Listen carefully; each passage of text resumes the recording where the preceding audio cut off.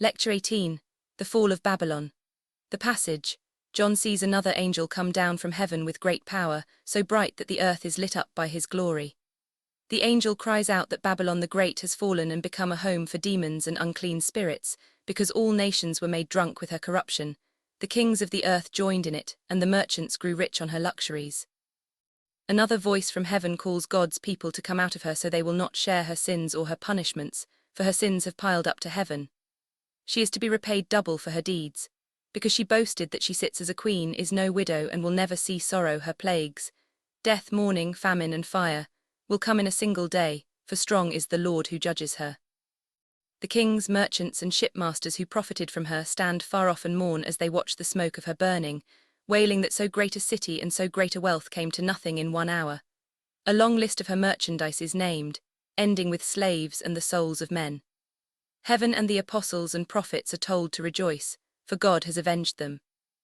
A mighty angel throws a great millstone into the sea to show how violently Babylon will be cast down and vanish, with no more music, craft, millstone, lamplight, or voices of bride and bridegroom, because her merchants were the great men of the earth and her sorceries deceived all nations, and in her was found the blood of the prophets and saints, and of all who were slain on the earth. The language of the previous chapter was exact. The angel spoke of 5 kings who no longer are, one who now is, a 7th yet to come, and an 8th like one of the 7. It spoke of a city on 7 hills that rules over the kings of the earth. Such a description, I thought, must have been meant to fix our minds on imperial Rome at a particular time. The emperor before Vespasian seemed clearly indicated.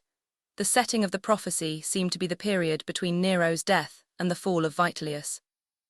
The language of this chapter is broad and general. It is impossible to limit this description to any disasters that fell on the mere city of Rome, even including, as they did, the burning of the Capitol itself. So I cannot wonder, nor regret, that men in different ages have been sure it did not refer only to some past event affecting others, but concerned them and their own actions, that it was a prophecy about the world they were living in. As I said last Sunday, I believe their instinct is entirely right, and that the more strictly we hold to the exact words of the book, the more that instinct is confirmed. If the apostle meant Rome, why did he say Babylon? The question is often asked, and the usual answer is surely unsatisfactory. Some suppose that speaking openly would have been dangerous, so he was forced into riddles. Dangerous for whom? He was already on Patmos. Would a few more years of life matter so much to an apostle that he would suppress the truth to gain them? Perhaps dangerous because he might have stirred up rebellion against the ruling powers. But whom could he have tempted into such a rebellion? No heathen would have listened. His words were especially discouraging to all Jewish dreams of supremacy. They plainly warned the members of the church not to take the sword, lest they perish by it. The whole empire, heathen and Jewish alike, was already in chaos. What men wanted was someone to tell them whether the chaos would last forever. We read of the destruction of Babylon, not Rome, because it was Babylon's destruction that was in the mind of the prophet, and of him who taught the prophet. We read of Babylon, not Rome, because the words were exactly true of the Babel order of which Rome had become the center, and would not have been true of the mere city, whether considered as walls or as a mass of people. We read of Babylon, not Rome, because the subject is a system that had been at work for generations, not in one country but in all countries, and which was to hear its sentence in that generation. We read of Babylon, not Rome, so that we will not tie that system to one place, however evil the place may be, but may study it in all its forms and aspects, and be certain that wherever it has existed, exists, or shall exist, it is essentially the same. And after these things I saw another angel come down from heaven, having great power, and the earth was lightened with his glory. And he cried mightily with a strong voice, saying, Babylon the Great is fallen, and is become the habitation of devils, and the hold of every foul spirit, and a cage of every unclean and hateful bird. For all nations have drunk of the wine of the wrath of her fornication, and the kings of the earth have committed fornication with her, and the merchants of the earth are waxed rich through the abundance of her delicacies. The earth's darkness is shown to John by a light from heaven. That light does not let him regard any evil as original or as finally victorious. Babylon has fallen from a better and nobler condition. She has become a home of demons. The phrase clearly points to moral or spiritual wickedness. The unclean and hateful birds nesting in the city are not owls and bitterns, but the greed, filthiness and malice that fill the empty spaces once occupied by better spirits. The ruling city had been corrupting the nations with her pride, ambition, and lust for gold. Kings of West and East had sold their truth and freedom to her. She had degraded and stupefied them with her luxuries. She had made the earth's traders servants of her greed. We all know this was so. If we are afraid to fix the charge on the Roman world of the 1st century, it is because we suspect the words may apply to worlds we have known more closely. We need not fear that they will lose their force. Let them mean what they meant at first. God will see to it that they mean no less to us. And I heard another voice out of heaven, saying, Come out of her, my people, that ye be not partakers of her sins, and that ye receive not of her plagues. For her sins have reached unto heaven, and God hath remembered her iniquities. Reward her even as she rewarded you, and double unto her double according to her works. In the cup which she hath filled, fill to her double. How much she hath glorified herself and lived delicately, so much torment and sorrow give her. For she saith in her heart, I sit as a queen, and am no widow, and shall see no sorrow. Therefore shall her plagues come in one day, death and mourning and famine, and she shall be utterly burned with fire. For strong is the Lord God which judgeth her. Did this heavenly voice mean that Christians should flee from Rome because it was about to suffer great disasters? Where could they flee? What part of the empire was not exposed to the same disasters? Would they share Rome's sins more by living in her than by living anywhere else? Everyone has felt that the message must mean something other than this. Babylon was in Rome, but it was also wherever men worshipped the things they could see and handle, worshipped their own lusts, worshipped themselves.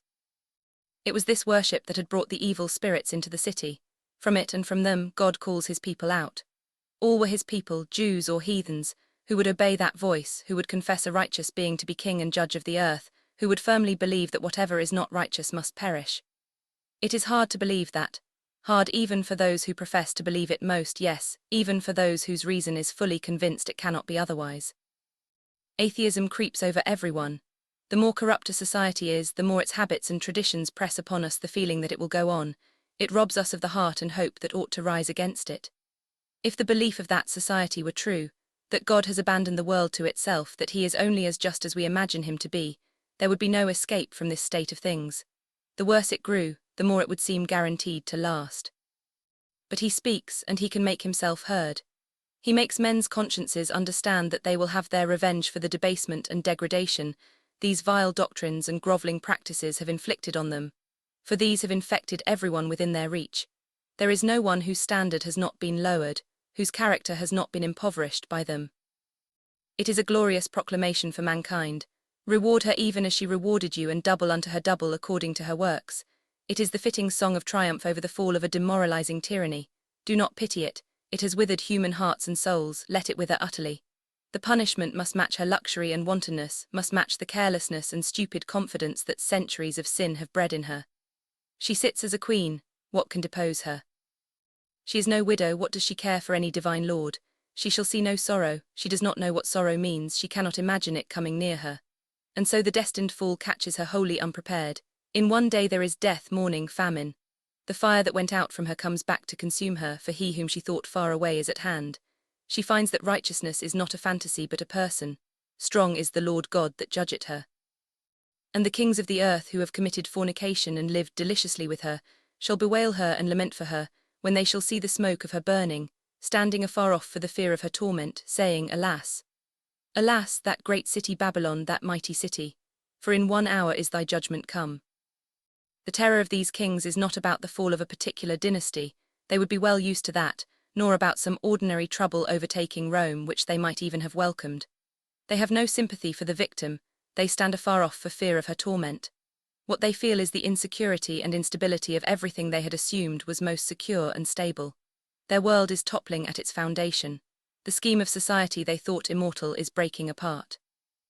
The outer supports have failed, it seems to have no inner cohesion. The religious ideas it cherished, which seem to promise more than material help, are thrown aside. Men suspect them to be inventions. They never stopped the rulers from doing as they pleased, and they will not stop the rebels from doing as they please. Alas, alas, that great city Babylon! It stood on its own foundation, and that foundation has given way. And the merchants of the earth shall weep and mourn over her, for no man buyeth their merchandise any more. The merchandise of gold and silver and precious stones, and of pearls, and fine linen, and purple, and silk, and scarlet, and all thin wood, and all manner vessels of ivory, and all manner vessels of most precious wood, and of brass and iron and marble and cinnamon and odours and ointments and frankincense and wine and oil and fine flour and wheat and beasts and sheep and horses and chariots and slaves, and the souls of men. And the fruits that thy soul lusted after are departed from thee, and all things which were dainty and goodly are departed from thee, and thou shalt find them no more at all. The merchants of these things which were made rich by her shall stand afar off for the fear of her torment, weeping and wailing, and saying, Alas, alas, that great city that was clothed in fine linen and purple and scarlet, and decked with gold and precious stones and pearls. For in 1 hour so great riches is come to naught. And every shipmaster, and all the company in ships and sailors and as many as trade by sea stood afar off, and cried when they saw the smoke of her burning, saying, What city is like unto this great city? And they cast dust on their heads, and cried, weeping and wailing, saying, Alas, alas, that great city, wherein were made rich all that had ships in the sea by reason of her costliness. For in 1 hour she is made desolate. The detail of this description is exactly what gives it its value. Sum up the odours and ointments and frankincense and wine and fine flour in some general phrase about the vanishing of material prosperity, and you carry us off into vagueness. The actual cries of the merchants, the shipmasters, and the sailors are no longer heard. I would only weaken the passage by commenting on it, but there are 1 or 2 words in the middle of it that throw light on the whole. The trade is in beasts and sheep and horses and chariots and slaves and the souls of men. No distinction is drawn between the items, they are all treated alike, as entries on a bill of lading, as things to be bartered. The last of them are valued chiefly as tools for producing and exchanging the rest. They are the least significant part, but a necessary part of the great system. They must be ground to atoms in the whirl of this social machine. They eat a certain amount of food. 1 by 1 they die. Their places are filled by others who do the same jobs. And the kings of the earth and the merchants, shipmasters, and even the sailors cannot see how it could be otherwise, how society could ever be built on any other principle. To those who profit from the labor and to those who do it alike, it is equally hard to imagine that men could be anything more than hands for reshaping certain things, or heads for directing those hands. It is not only a class of tributaries or serfs that the earth's rulers reduce to this condition, they themselves are tributaries and serfs. The vision is of a state of society in which they have lost any idea that they have any purpose on earth, except to combine odours, and frankincense, and fine flour, and wine, and sheep, and oxen in different ways. It is a world of restless idleness, all wanting to be idlers, all imagining some distant time when they will have so much more of the earth's goods than their neighbours that they can simply eat, drink, and be merry. But these children never reach the end of the rainbow, however hard they run. The serfdom continues, the merriment is always still to come, and their very capacity to enjoy it grows less each day. And therefore rejoice over her, thou heaven, and ye holy apostles and prophets, for God hath avenged you on her. You sons of God, who shouted for joy when the earth was made very good, when man ruled over all its bright and glorious things, when man looked up to God, was formed in his image, and worshipped him. You have seen the spectacle of a wicked world, men bowing down to these things and making gods of them. Will you not shout for joy again, because God is declaring that this reversal shall not stand, because in thunder and lightning he bears witness that his order will be established, and that whatever contradicts it will come to nothing? What have you been protesting against, holy prophets, but this worship of things, this degradation of man? What have you been saying but that God will rise up from his place to put down those who make men toil in the furnace, that he will show a man to be more precious than a golden wedge of Ophir, that he will bring forth one who will rule in righteousness and judge the poor, who shall reprove with equity for the meek of the earth, who shall smite the earth with the rod of his mouth, and with the breath of his lips shall slay the wicked? What have you been announcing, holy apostles, but that the Son of God has taken the form of a servant and become man, has passed on earth as the carpenter's son, has died the death of the slave and the criminal, has risen from death in his human body, and in that body has ascended on high to fill all things? Did you imagine that in announcing this gospel you were introducing a new religion to overthrow the old and to glorify your own names? Did you not understand that you were declaring the divine order and economy of the universe? Did you not understand that you were foretelling the utter downfall and destruction of everything, by whatever name it boasts, that reduces man to a slave and an animal, that forbids him to claim his glory as a member of the body of the only begotten Son of God? Then will you not rejoice? For in this downfall of a brutal tyranny, in this chaos of the ruling city, in this earthquake of all nations, your message is proved true. The kingdom of man's enemy is shown to be rotten. the kingdom of man's Father and Redeemer is shown to be eternal. And a mighty angel took up a stone like a great millstone, and cast it into the sea, saying, Thus with violence shall that great city Babylon be thrown down, and shall be found no more at all. And the voice of harpers and musicians and of pipers and trumpeters shall be heard no more at all in thee. And no craftsman of whatsoever craft he be shall be found any more in thee. And the sound of a millstone shall be heard no more at all in thee. And the light of a candle shall shine no more at all in thee. And the voice of the bridegroom and of the bride shall be heard no more at all in thee. For thy merchants were the great men of the earth, for by thy sorceries were all nations deceived.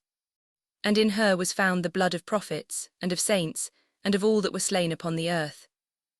The merchants and shipmasters wailed when they saw what was happening in the world. It seemed to them that the system they belonged to, the one they had given their hearts to, was breaking into pieces while another world came into view. The angel who casts the stone into the sea confirms their fear. He too sees in what is happening the pledge of what shall happen. He perceives the doom of the whole Babel system, and order in the shock it is passing through at this particular moment.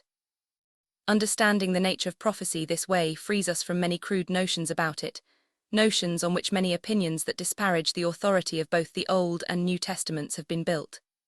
Is it true, we are asked, that the voice of harpers, musicians, and trumpeters was never again heard in the city of Rome after the 1st century? Is it true that no craftsman of any craft was found in her, and that the voice of the bridegroom and the bride was never again heard in her after the upheaval that came upon her in the days of Vitellius, or after any event since? Must not St. John then have been mistaken? Was not the catastrophe he thought was near really centuries away and still unfulfilled? Is it not obvious that he was expecting much more than the destruction of Rome? Was he not looking for the destruction of the world? I will take the last question first, and answer it as I have before. If by the destruction of the world you mean the destruction of this earth as it came from God's hands, then St. Paul and St. John did not expect it in their own day, because they did not expect it in any day. The earth was dear to them. They believed Christ had come upon it to redeem it from its curse, to burn away its corruption, to claim it for his Father. If on the other hand, by the destruction of the world you mean the destruction of human society, I answer that the Apostles' gospel was about a kingdom of heaven. They took great pains to show that by a kingdom of heaven they did not mean a kingdom somewhere in the clouds, but a society of men built on a principle that does not make society destructive and impossible, a society governed by God and not by the devil. They did not foretell a destruction of human society in their own day. Had they done so, they would have been foretelling that the very kingdom they said would never end was to perish at once. What they did look for was a striking vindication of the law of human society against those who break that law. This they did expect in their own day. They said that if it came in their day, a truth would be revealed for all ages to come.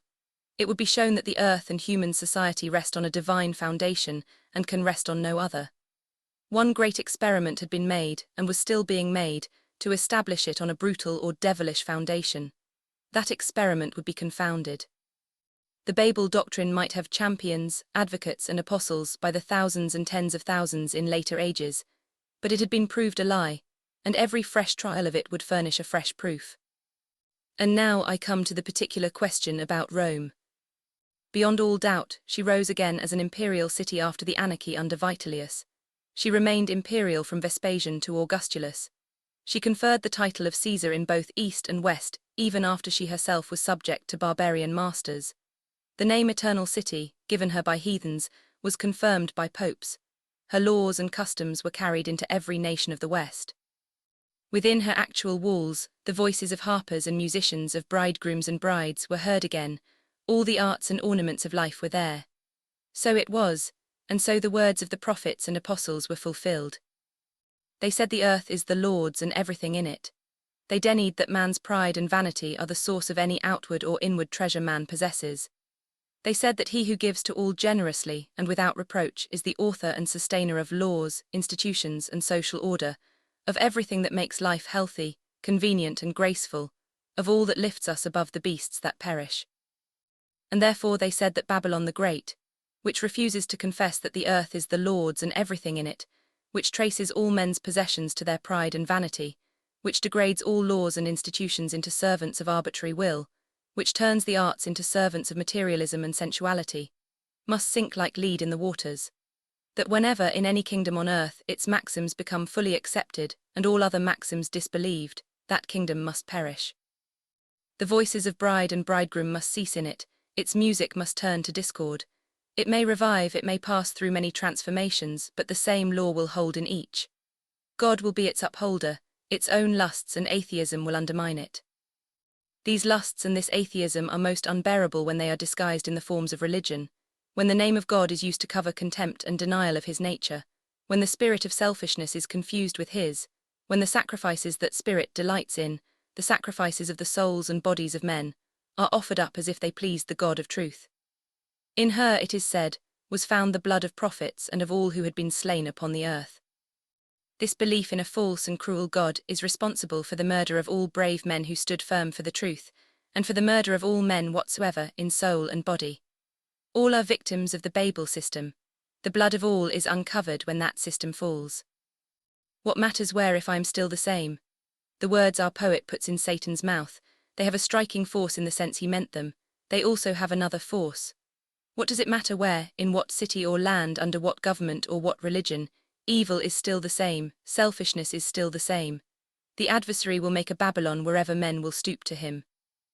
But what matters where if I am still the same, are also words that he who came to destroy the works of the devil and to bruise the serpent's head is speaking to our hearts. Whatever falsehood there is in any society or in any heart, I can overcome it. Out of death I can bring life. Whatever has been turned to Babylon's service, whatever gifts of the earth, whatever human faculties, energies and affections in any corner of the universe, is mine. It is the purchase of my blood. I have vindicated it, and I will vindicate it, for the service of the kingdom of God.